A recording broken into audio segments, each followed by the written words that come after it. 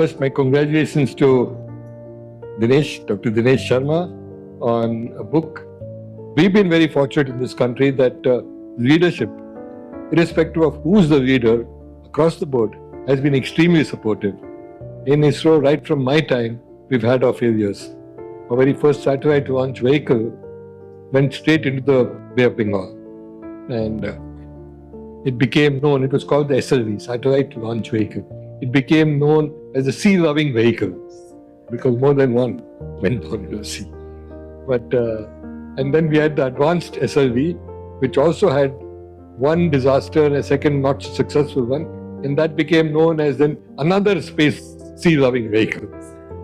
But having crossed those difficulties, survived those failures, continuing support from the government, both budgetary and most important, political and overall support, which provided, you might see, the air cover, ISRO not just recovered and bounced back, but has had the most successful track record since I mentioned launch vehicles.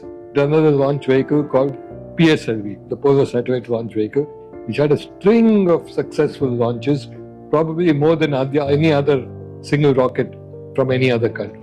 Tremendous. Showed both reliability, quality, and repeatability of what we could do. And again, all this done as now is famously quoted for things like Mangalyaan and Chandrayaan in the lowest cost globally, fraction of the cost. Part of that is definitely because our costs are lower here, thanks to lower overall costs, lower salaries, whatever. But the more important part is that much of this cost saving comes from innovations, from doing things differently, not just copying somebody else and repeating it, which would end up being expensive because the materials we use in many of these satellite launch vehicles or the whole space program is imported. And then import costs being what they are, you have to pay some additional amount for shipping and duty, and it's more expensive than anywhere else, obviously. Right from the International Geophysical Year, which in many ways was a trigger in 1957-58, which is an international effort for the Geophysical Year, which triggered India to set up a launch station in Trivandrum because it's on the geomagnetic equator. So a good place to launch vehicles to study the geophysical interactions between space and atmosphere. So starting from there, he's covered it right up to present-day Indians in space, which includes some of our Indian-born or Indian-associated recent ventures, like Sunita Williams, who went through a rather long, unexpected route. Unfortunate that she was stuck so long, along with two other astronauts. But that's the way part of the space venture is.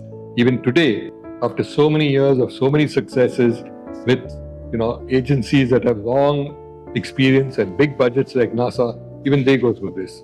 And remember, this was Boeing, which is supposedly one of the best sort of companies around. Though of late, their reputation has taken a bit of a hit, even on aircraft. But Boeing normally has a reputation for doing well.